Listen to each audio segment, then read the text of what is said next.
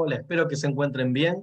Vamos a tener la clase hoy sobre el concepto de derecho del trabajo, vamos a hablar de orden público, los elementos, trabajo humano, en fin, vamos a ir metiéndonos en la materia y les recuerdo que el PowerPoint que les voy a proyectar y los materiales sobre los cuales estamos trabajando lo pueden obtener en www.marcelodistefano.com. Igualmente en los comentarios les dejo todo anotado.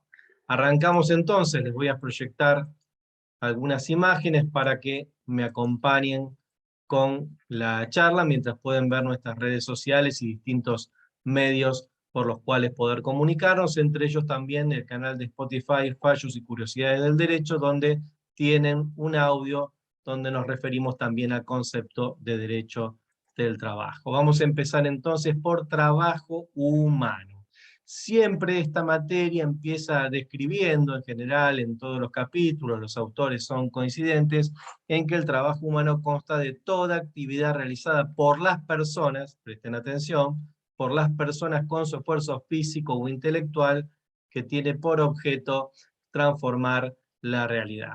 Básicamente lo que estamos queriendo decir en esta primera aproximación es que el trabajo que nosotros estamos analizando es el trabajo de las personas, de los sujetos, de los hombres y de las mujeres.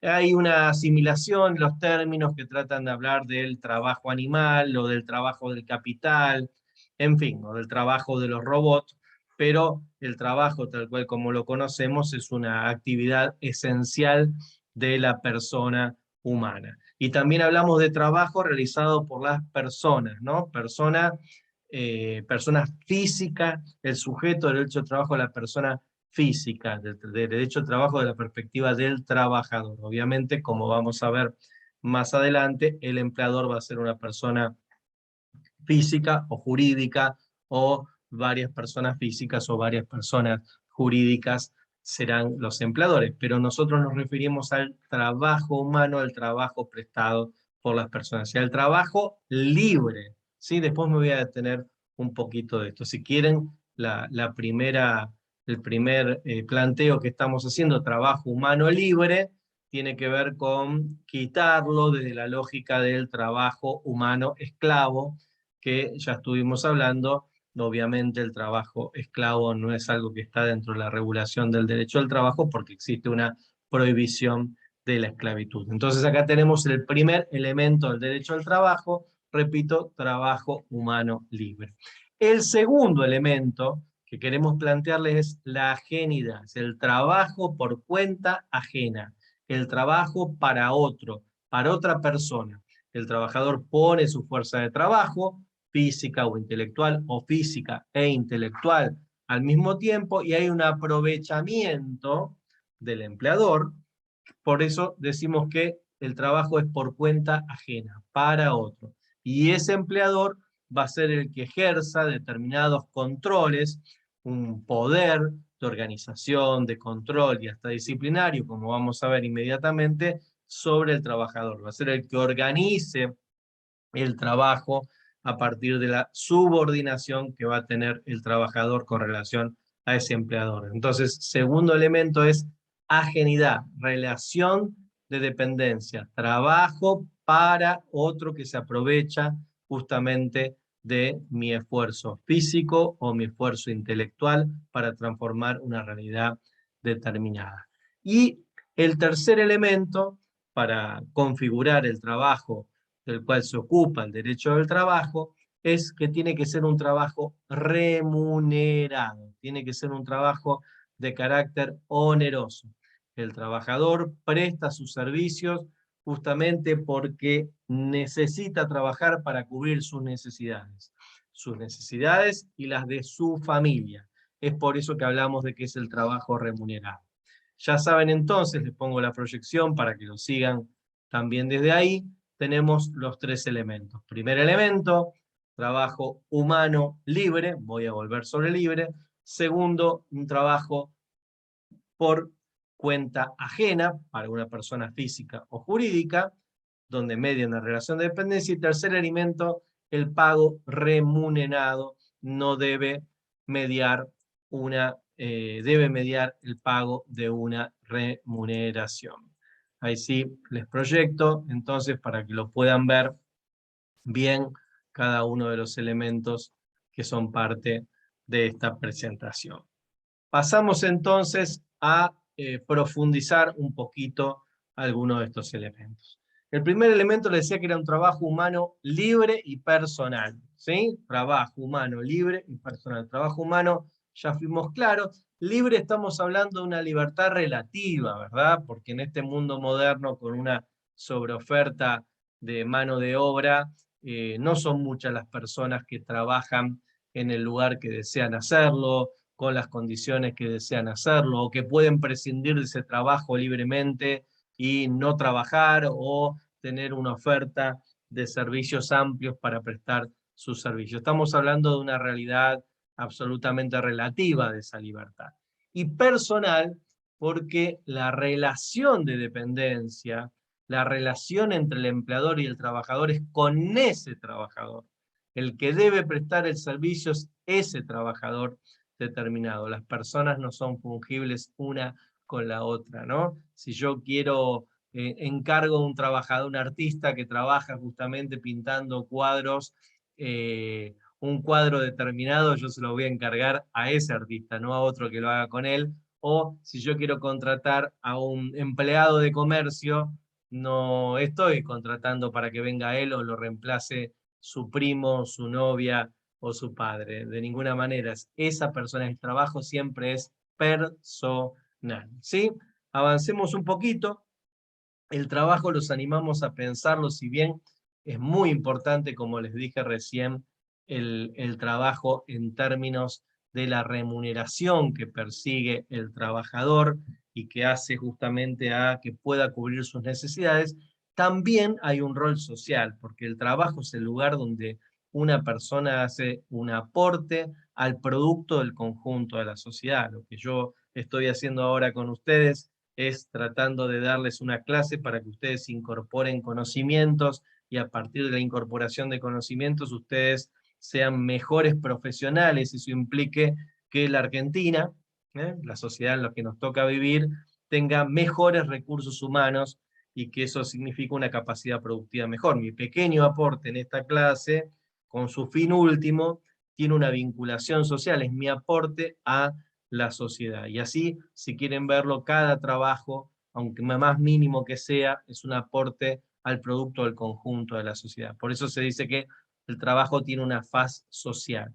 Y el otro también una faz dignificante, que es el trabajo, es un espacio en el cual nosotros nos vinculamos con la sociedad y nos comportamos de acuerdo a nuestro nivel de capacitación, conocemos gente, generamos relacionamiento, y hacemos un aporte también desde ese lugar. Entonces, el trabajo también dignifica. Piensen ustedes que una persona que pierde su trabajo, probablemente a partir de ese momento pierde un montón de posibilidades, él y su familia, en cuanto a su desarrollo social, su desarrollo personal. Una persona que no trabaja no podrá mantener su estándar de vida, su nivel de alimentación, su nivel de educación, no podrá acceder a los mismos bienes culturales. Entonces también efectivamente hay una faz dignificante del trabajo que tenemos que tener en cuenta nosotros. Bien, hemos dicho que el derecho del trabajo regula, una primera definición, el trabajo humano libre, realizado por cuenta ajena y que tenga carácter oneroso, o sea, que existe una remuneración de por medio. Entonces van a existir una serie de trabajos que no reúnan todas o algunas de estas características que no van a ser regulados por el derecho del trabajo. ¿Serán trabajos? Sí, efectivamente, serán trabajos humanos, probablemente serán trabajos humanos libres, pero o no tendrán remuneración a cambio, o no existirá relación de dependencia, no serán dados por cuenta ajena. Veamos cuáles son esos trabajos para hacer un recorrido por ellos. Les proyecto la imagen para que lo puedan seguir. Bien. Ahí está.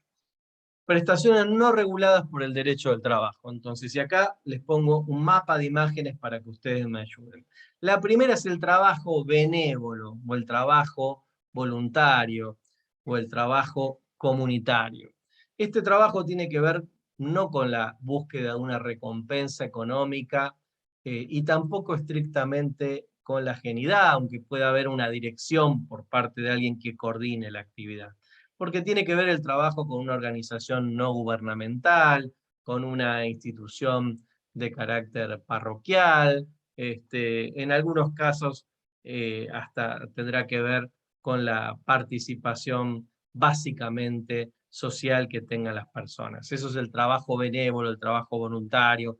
En general no hay una adscripción, un horario de trabajo, una jornada de trabajo, no, no existen licencias, vacaciones. Es un trabajo que se presta en tiempos libres, es un trabajo que se presta para acompañar una causa social. Casi siempre está vinculado a una organización no gubernamental, una organización sin fines de lucro. Otro tipo de trabajo no regulado es por el derecho al trabajo, es el trabajo religioso. No nos referimos al trabajo de las personas que trabajan para la iglesia en forma rentada, un custodio de una iglesia, un portero, un administrativo. Nos referimos a los religiosos, las personas que llevan adelante el culto. Bueno, esas personas no tienen una relación laboral, una relación de dependencia. Otro colectivo no regulado es el trabajo amateur, el trabajo no profesional.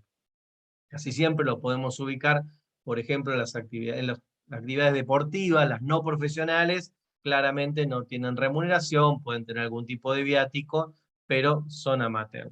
O aún las profesionales, pero en la etapa de formación, ¿no?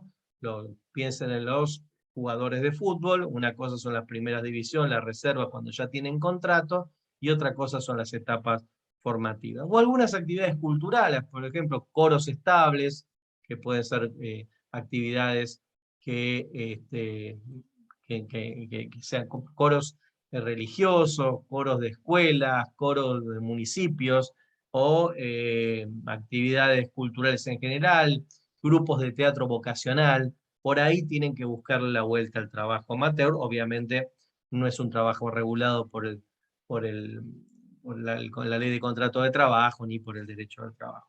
El trabajo familiar, ahí tienen que discriminar dos cosas.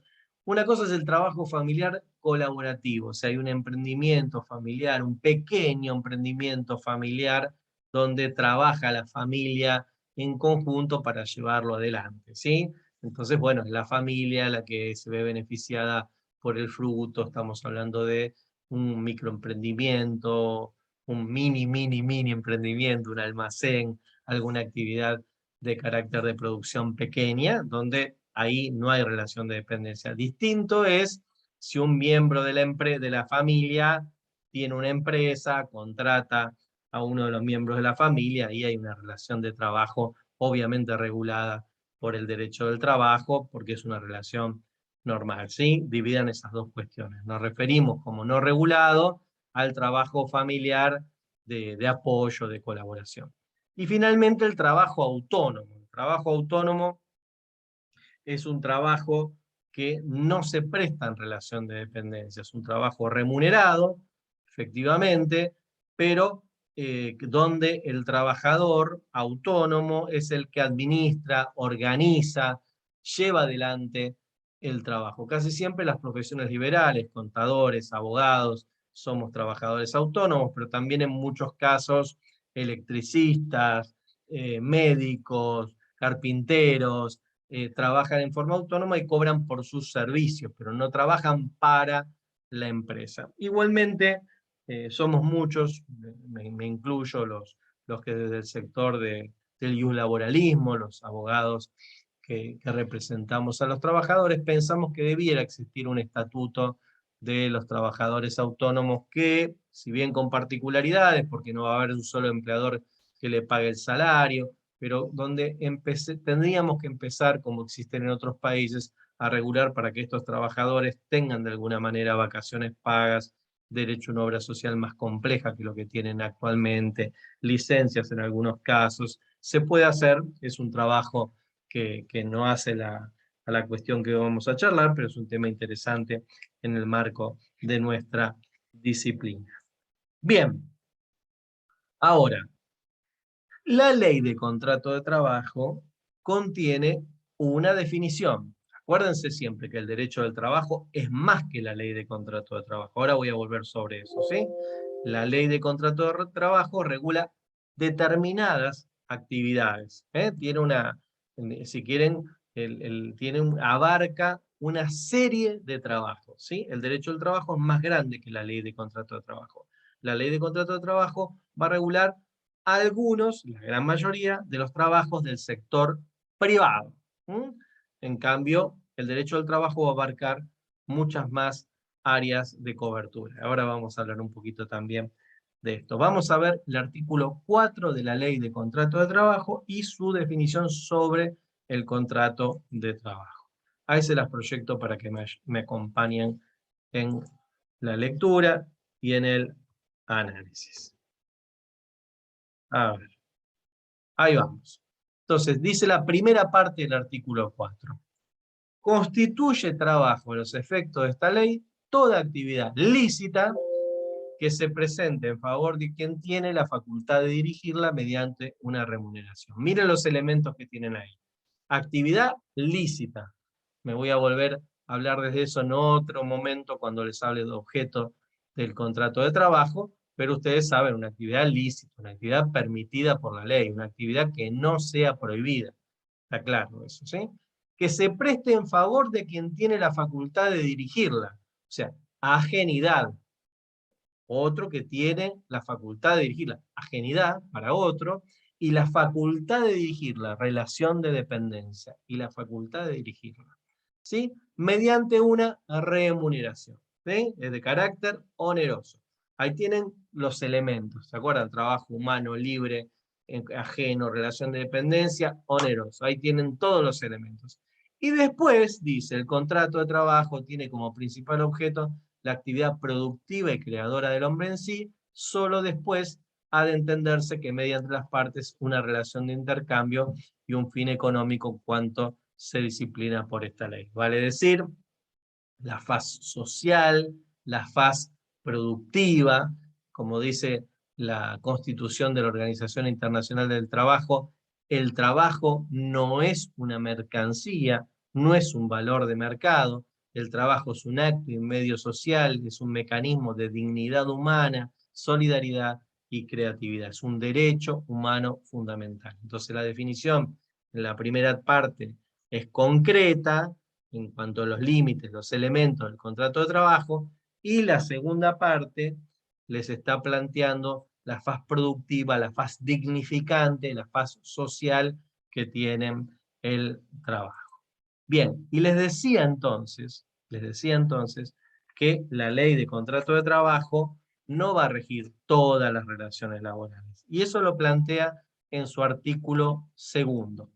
El artículo 2 de la ley de contrato de trabajo nos remite a que las disposiciones de esta ley no serán aplicables y básicamente dice a los dependientes de la Administración Pública Nacional, Provincial o Municipal, al servicio doméstico y al trabajo agrario. En otra unidad vamos a hacer una breve descripción del empleo público, del servicio doméstico y del trabajo agrario. Pero básicamente tienen normas particulares. La ley de contrato de trabajo va a ser una norma de fondo, una norma supletoria, en muchos casos, no en el empleo público, pero sí en el trabajo doméstico y en el trabajo agrario, pero sí van a tener estatutos específicos, especiales. El de empleo público, por las características de su empleador, el Estado, ¿no? O sea, no es lo mismo un empleador particular que el Estado, que tiene que velar al mismo tiempo por el interés general. Entonces, tiene particularidades. En el caso del servicio doméstico, porque el trabajo se hace dentro del hogar familiar, y eso también tiene particularidades. Y en el tercer caso, en el trabajo agrario, por dos motivos. Un motivo es porque se hace en zona rural, no se hace en zona urbana, y el segundo motivo porque hay mucho trabajo que tiene que ver con la estacionalidad, o sea, hay pocos trabajadores rurales, hay, pero hay pocos que mantienen su relación durante todo el año, hay otros que van trabajando de acuerdo al momento de la cosecha en que son convocados o no a trabajar. Bien, vamos a detenernos a hablar ahora un poco de la relación de dependencia. Y les proyecto entonces esa imagen para que ustedes lo vean, ¿sí? Decíamos que el trabajador pone a disposición del empleador su fuerza de trabajo, física e intelectual. Física e intelectual. Se suele decir física y o intelectual, pero para mí, perdonen, pero siempre lo que se pone en servicio es físico e intelectual, todo el tiempo. Nunca es absolutamente una cosa y otro. Y se subordina, ahí vamos a hablar de la relación de subordinación, a las facultades de organización del trabajo que determina el empleador, ¿sí? O sea, se subordina, el trabajador se subordina a la dirección del trabajo que va a tener el empleador. Claro está que esa relación de dependencia, esa subordinación, nunca puede ser una subordinación servil, ¿sí? Siempre el empleador tiene que garantizar los derechos laborales de los trabajadores. Entonces, no es una subordinación servil, una subordinación de tipo dictatorial, autoritaria, represiva. No, no, no.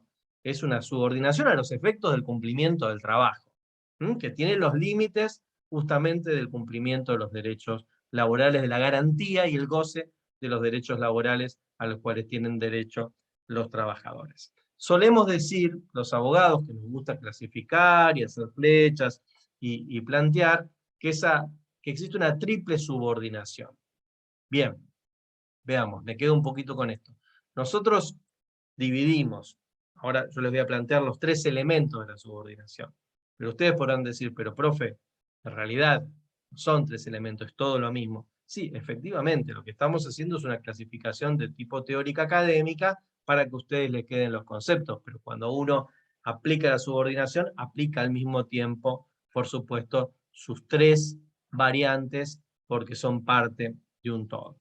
Vamos entonces con la triple subordinación. Decimos que es una subordinación técnica, porque el trabajador debe aceptar y cumplir con los pareceres y objetivos que define el empleador. O sea, cómo vamos a trabajar, en qué horario vamos a trabajar, con qué herramientas vamos a trabajar, en qué edificio vamos a trabajar, eso lo va a determinar el empleador.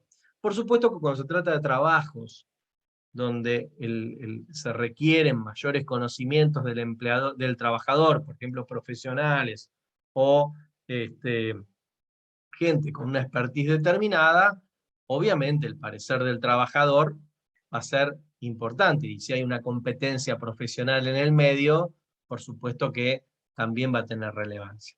Pero cuanto más básico es el trabajo, más peso en la organización y en las decisiones de organización tiene el empleador. El principio entonces de subordinación técnica es que nosotros no somos socios, no somos pares, yo pongo mi fuerza de trabajo al servicio del empleador, y el empleador es quien organiza los objetivos de la empresa, las prioridades de la empresa, las características sobre las bases sobre las cuales se va a organizar el trabajo. Lo segundo, la subordinación económica, que deviene de que el riesgo no es compartido. O sea, la subordinación económica implica, a mí me va a pagar el salario, no importa si le va mejor o peor al empleador. Si el empleador estuvo un mes bueno, un mes malo. Si cuando llega la temporada de verano, como se va la gente, deja de percibir. Nosotros no somos, el trabajador no es socio del empleador, no comparte el riesgo empresario. Entonces, hay una subordinación económica, hay una obligación de pago del salario y no se comparten los riesgos. Y lo tercero es la subordinación jurídica, que implica la facultad del empleador de dirigir la tarea para llevar adelante los objetivos de la empresa. Va de la mano con la subordinación técnica, pero ahora jurídica, esa relación jurídica que se establece en el contrato de trabajo, por la cual, como vamos a ver también en detalle más adelante, el empleador va a tener la facultad de organización, de control y el poder disciplinario. Se va a poder determinar cómo se organiza la empresa, va a poder controlar que el trabajador cumpla con los objetivos que se le fija, y en el caso de que el trabajador no cumpla con los objetivos, le va a poder aplicar sanciones. amonestaciones, suspensiones y eventualmente podrá despedirlo con causa si sigue en el marco del incumplimiento. Bien, vamos a meternos ahora en otro punto que va de la mano. Tomo un poquito de agua que me va a hacer bien para ayudar a la garganta, y vamos a avanzar ahora con el concepto de derecho del trabajo. En principio, el concepto de derecho del trabajo deviene del concepto de derechos, ¿sí? Sí, sí, esperen que pasa, ahí está. Si el concepto de derecho en general, porque el derecho del trabajo es una rama del derecho, ¿sí?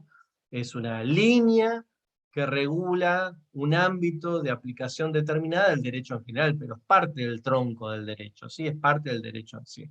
Si el derecho es un conjunto de principios y normas jurídicas de carácter coercitivo que regula la conducta del hombre en sociedad, veamos, bueno, conjunto de principios y normas.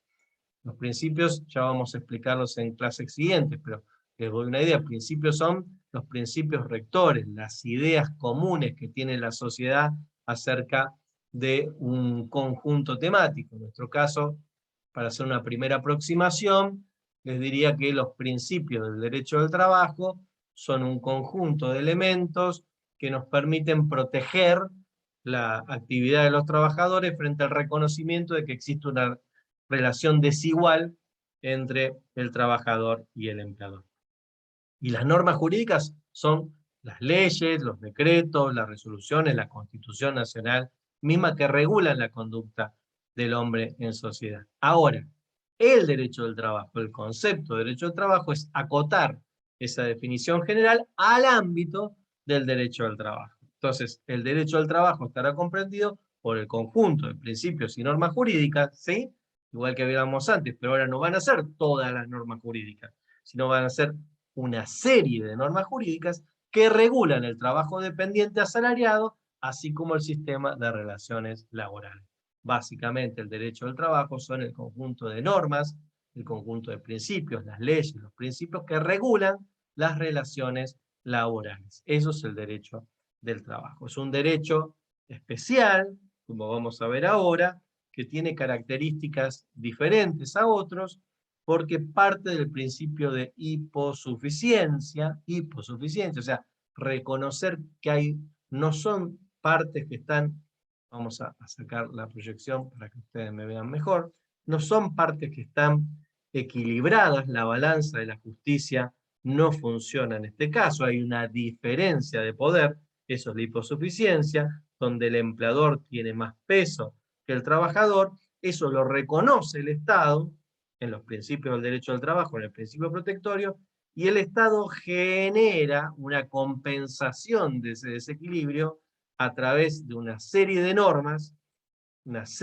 que tienen por objeto proteger al trabajador, ponerlo en igualdad de condiciones. Una discriminación positiva, se dice, frente a una discriminación negativa, una discriminación positiva. Un bloque de derechos para equilibrar esa relación, para proteger a los trabajadores y a las trabajadoras. Bien, decimos que este derecho va a tener características especiales porque va a tener normas heterónomas y normas autónomas. Las normas heterónomas son las leyes, en sentido amplio. La ley que sanciona el Congreso de la Nación, el decreto que aprueba el presidente, la resolución que aprueba el ministro de Trabajo, la propia Constitución Nacional, los tratados internacionales de derechos humanos, o los tratados de los convenios internacionales de la OIT. O sea, normas heterónomas son las sancionadas por el poder del Estado. Y las normas autónomas son las que surgen de la negociación colectiva, son los convenios colectivos de trabajo, que surgen de la autonomía de las partes, la representación de los trabajadores a través de los sindicatos, la representación de los empleadores a través de las cámaras empresarias, son las que negocian normas que van a regular una actividad determinada. Por supuesto, como veremos, deben ser siempre normas más favorables, específicas, que no vayan en contra de las normas heterónomas. Sí, el carácter imperativo, el principio de justicia social que informa el derecho del trabajo. Esta idea que el derecho del trabajo es parte de la justicia social, de esta idea de que la sociedad es una comunidad que tiene un destino en el cual todos tenemos que avanzar en condiciones de vida más digna y tenemos que ayudarnos entre nosotros colectivamente. Bien. También, desde la teoría, les dije que a los abogados nos gustan las clasificaciones, se suele agrupar el derecho del trabajo en 4 divisiones, o sea, que hay 4 líneas de trabajo en nuestra materia. Vamos a proyectar también para que ustedes nos acompañen visualmente con cada una de ellas y yo se las pueda explicar con más detenimiento. La primera de ellas es el derecho individual del trabajo. El derecho individual de trabajo regula la relación de un empleado, un trabajador con su empleador, ¿sí? Un trabajador con esa empresa. El derecho individual del trabajo se manifiesta en el caso del derecho privado, de la actividad privada, fundamentalmente en la ley de contrato de trabajo, que durante este curso vamos a ver muchos de sus elementos, ¿sí? Derecho individual del trabajo, un trabajador con su empleador, con la empresa con la cual mantiene esa relación laboral. Luego el derecho colectivo del trabajo. El derecho colectivo del trabajo, ahí el sujeto trabajador no es el trabajador individual, sino es el sindicato que representa el interés colectivo de ese grupo profesional, y el de parte del empleador va a ser o el empleador individual o la cámara empresaria, ¿sí? O sea, el grupo de empresas de una actividad determinada que se sientan a mantener relaciones colectivas de trabajo. También el Estado va a ser un sujeto del derecho colectivo del trabajo. A veces el Estado como empleador, cuando negocia convenios colectivos con los trabajadores del sector público, pero fundamentalmente acá nos referimos al Estado pensado en la lógica del Ministerio de Trabajo, ¿no? El organismo regulador, el organismo de aplicación de las leyes laborales, el organismo que tiene que mediar entre los intereses colectivos de los trabajadores organizados por los sindicatos y de las cámaras empresarias. El Estado en su rol de tal, en su rol de protector del interés general.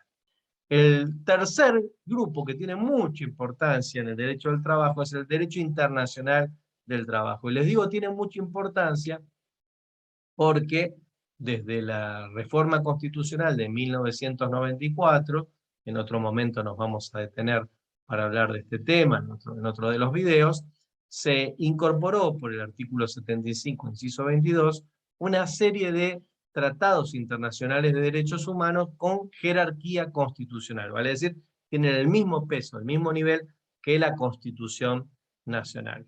Y en muchos de esos tratados internacionales de derechos humanos existen cláusulas laborales, derechos humanos laborales que están contenidos en esos tratados. Pero al mismo tiempo la reforma de 94 lo que hizo es darle rango supralegal al resto de los tratados internacionales que firme nuestro país y que ratifique el Congreso.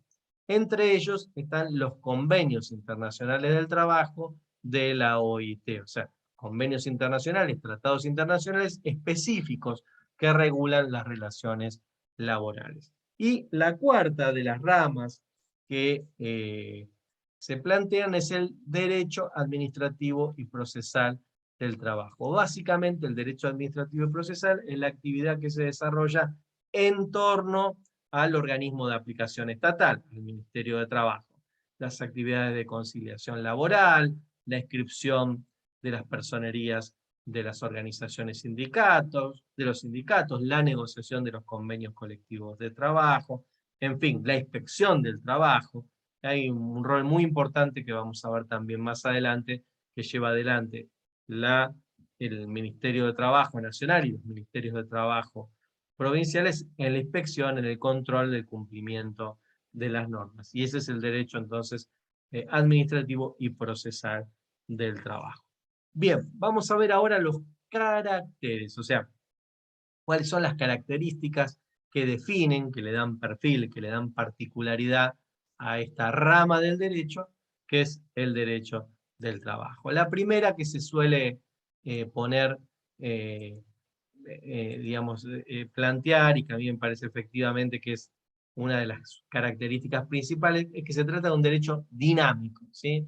El derecho del trabajo va acompañando los cambios en el sistema de producción. No podemos proteger los derechos de los trabajadores sin darnos cuenta que varía la forma en que esos trabajadores prestan sus servicios. El derecho del trabajo está en constante movimiento, acompañando los cambios en el sistema productivo y los cambios en las relaciones laborales. Es un derecho dinámico, es un derecho en cambio constante.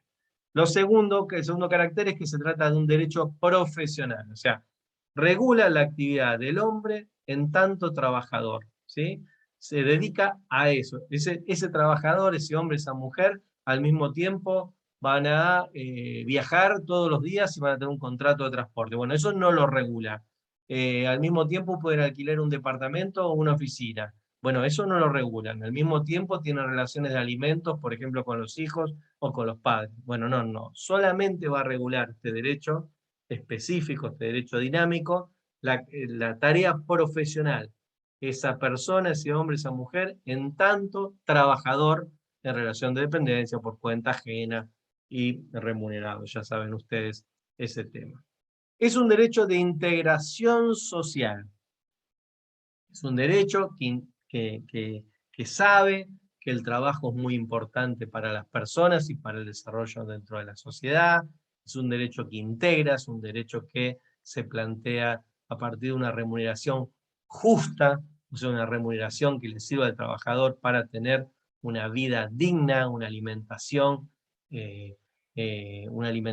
correcta, que tenga acceso a una vivienda digna, alimentación, les dije, vestimenta, educación para él y para sus hijos, en fin, tiene que ser es un derecho que ideológicamente se plantea como de integración social, no es un derecho individualista, no es un derecho negador del entorno, o sea, el fenómeno del trabajo es un fenómeno que va más allá de la necesidad del trabajador y que va más allá de lo que quiera plantear el empleador, que es un desafío para el conjunto de la sociedad.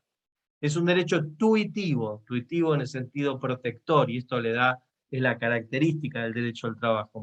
Hoy ya lo escucharon varias veces y lo van a seguir escuchando. Tuitivo, protector, que cuida al trabajador en esta relación desigual. Es un derecho especial porque justamente tiene muchas reglas de orden público que restringe la autonomía de la libertad, o sea, restringe la posibilidad de acordar entre el trabajador y el empleador, porque siempre hay una mirada de cuidado, una mirada especial en este derecho que tiene muchas normas de orden público, donde las partes no pueden tomar decisiones por sí, sino es el Estado el que fija parámetros de organización para el conjunto del sistema de relaciones laborales, y es un derecho autónomo, esto tiene que ver con rama del derecho, porque tiene autonomía como disciplina, tiene normas que son específicas, propias, como vamos a ver más adelante, como la negociación colectiva, que no se presenta en otras ramas del derecho, y una serie de procedimientos, procesos, medios técnicos jurídicos que le dan autonomía como rama del derecho. Bien, ahora vamos a hablar del orden público laboral. Présteme un poquito de atención, seguramente lo prestarán. Bueno, y podría decirles que estaría bueno que se suscriban al canal, ¿no? Uno hace un esfuerzo grande para hacer estas clases, den una mano también suscribiéndose y poniendo las notificaciones, así le van llegando los videos que vamos a ir subiendo de la materia. Bien, orden público laboral. El supuesto es el siguiente. El derecho del trabajo surge a partir de una realidad, que es la realidad de que el capitalismo y su fin de lucro avanza por encima de los derechos de los trabajadores. El interés de extremar la ganancia a lo largo de la historia hizo que los empleadores, las empresas, vayan por encima de los derechos de los trabajadores, básicamente haciéndolos trabajar más horas que les correspondían, no dándole las licencias que eran necesarias, no pagándole el salario que tenían que pagarle, no registrándolos para que no tengan derecho a la seguridad social. Imagínense que en este momento, año 2022, en la Argentina, el 50% de los argentinos y argentinas que trabajan lo hacen en forma no registrada. O sea, hay una alteración de la registración, una no registración para no pagar lo que corresponde y no abonar las contribuciones patronales y las obligaciones laborales para hacerlo. Es por eso que el derecho del trabajo restringe la autonomía de la voluntad, pone límites, fija normas de orden público, normas no disponibles, normas que el Estado sanciona como leyes y que las partes tienen que cumplir y que las partes no pueden modificar. Y si las modifican, serán reputadas como nulas. No se pueden modificar ni en el contrato individual ni en la negociación colectiva. ¿Van a poder fijar normas? Sí, en un contrato, por autonomía de la voluntad entre el trabajador y el empleador, podrán firmar normas, cláusulas, pero esas normas, esas cláusulas tienen que ser superiores a la ley de contrato de trabajo, superiores al convenio colectivo de trabajo, porque si no, serán reputadas nulas. Ese es el concepto de orden público laboral, la restricción de la autonomía voluntad, de la voluntad de las partes, la irrenunciabilidad de derechos por parte de los trabajadores, ¿sí? Y esa potencia que tiene el derecho del trabajo, las normas indisponibles, las normas de orden público. Una serie de disposiciones que el Estado fija para garantizar que los trabajadores tengan una serie de derechos como piso. Por supuesto, después podrán tener normas más favorables siempre. Les proyecto la presentación en la materia para que ustedes lo vean, ¿sí? Orden público lo constituye la prevalencia de las normas protectoras imperativas que no pueden ser disponibles peyorativamente por las partes. A mí me gusta decir que esto significa un límite positivo y un límite negativo. El límite negativo está claro, imposibilidad de realizar cambios peyorativos, cambios a la baja, para disminuir los derechos laborales básicos que establece el Estado. Pero también un límite positivo, una invitación a las partes, básicamente a través de la negociación colectiva, para que desarrollen esa negociación y que los convenios tengan pautas más favorables. La idea de la progresividad, que el Estado fije un piso, pero que construyamos entre todos una mayor distribución de la riqueza, un mayor otorgamiento de derechos, siempre un proceso de construcción de la justicia social.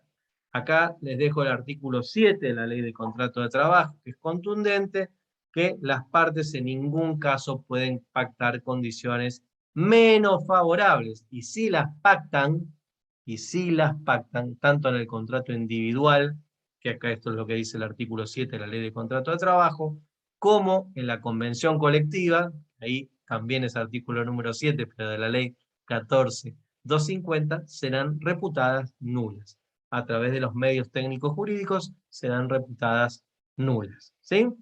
No es lo mismo el orden público laboral que el general y que el económico. El orden público general tiene que ver con esta idea del interés general, que el Estado vela por el interés general, es un concepto que va más allá de lo laboral, y el orden público económico a veces es utilizado en el derecho del trabajo, básicamente cuando hay una negociación salarial que puede poner en riesgo un plan económico. Por ejemplo, a veces si un convenio colectivo de trabajo está muy por encima del resto, eso puede alterar una estrategia de negociación del Ministerio de Economía, y por eso se dice, bueno, que también tiene ahí un orden público económico que es el interés del conjunto del Estado, que no puede alterarse. Pero ustedes concéntrense en el orden público laboral, ¿sí?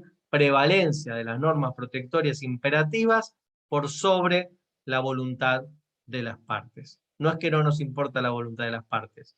Las partes pueden pautar siempre, tanto en el contrato individual como en la negociación colectiva, normas más favorables, pero no pueden disponer peyorativamente de las normas de orden público. Bien, paso directamente a la naturaleza jurídica del derecho al trabajo. Es un punto que nos interesa mucho a los abogados, no necesariamente a los contadores y economistas, que tiene que ver con dónde se ubica, si se ubica en el campo del derecho privado o se ubica en el campo del derecho público.